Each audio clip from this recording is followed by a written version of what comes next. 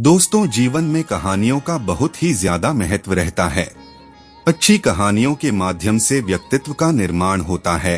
प्रेरणादायक कहानियों के माध्यम से मन में सकारात्मक विचारों के निर्माण होता है और नैतिक कहानियां एक सुंदर समाज का निर्माण करने में मदद करती है।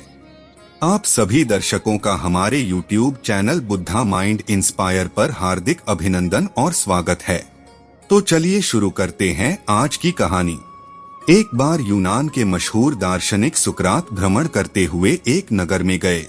वहां उनकी मुलाकात एक वृद्ध सज्जन से हुई। दोनों आपस में काफी घुल मिल गए। वृद्ध सज्जन आग्रहपूर्वक सुकरात को अपने निवास पर ले गए। भरा पूरा परिवार था उनका। घर में बहू, बेटे, पौत्र पौत्रियां सभी थे।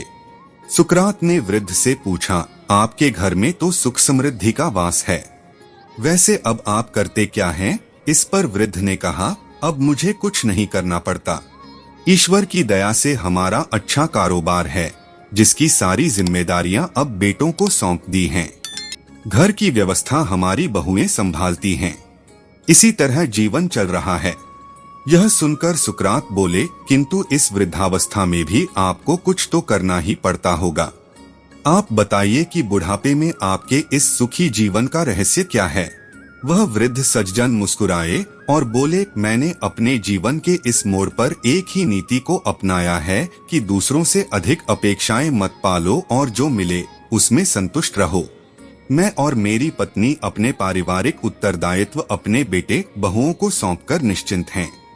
अब वे जो कहते हैं वह मैं कर देता हूँ और जो कुछ भी खिलाते हैं खा लेता हूँ। अपने पौत्र पौत्रियों के साथ हंसता खेलता हूँ। मेरे बच्चे जब कुछ भूल करते हैं तब भी मैं चुप रहता हूँ। मैं उनके किसी कार्य में बाधक नहीं बनता, पर जब कभी वे मेरे पास सलाह-मशविरे के लिए आते हैं तो मैं अपने जीवन के सारे अनुभवों को उनके सामने रखते हुए उनके द्वारा की गई भूल से उत्पन्न दुष्परिणामों की ओर सचेत कर देता हूँ। अब वे मेरी सलाह पर कितना अमल करते या नहीं करते हैं, यह देखना और अपना मन व्यथित करना मेरा काम नहीं है। वे मेरे निर्देशों पर चले ही मेरा यह आग्रह नहीं होता।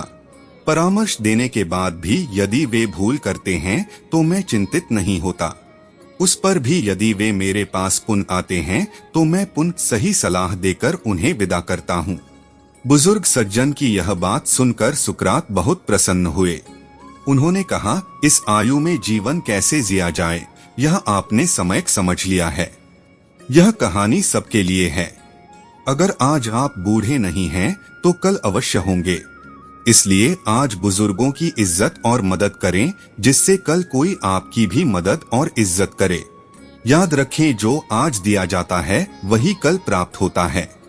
अपनी वाणी में सुई भले ही रखो, पर उसमें धागा जरूर डालकर रखो, ताकि सुई केवल छेद ही न करे, आपस में माला की तरह जोड़कर भी रखे। जीवन में जोड़ने का काम करे, तोड़ने का नहीं। वरिष्ठ नागरिक घर में वानप्रस्थी बनकर रहने का अभ्यास करें। तो मित्रों, यह वीडियो आपको कैसी लगी? जीवन को ज्ञान से भर देने वाली ऐसी ही तमाम कहानियां सुनते रहने के लिए बने रहे बुद्धा माइंड इंस्पायर पर।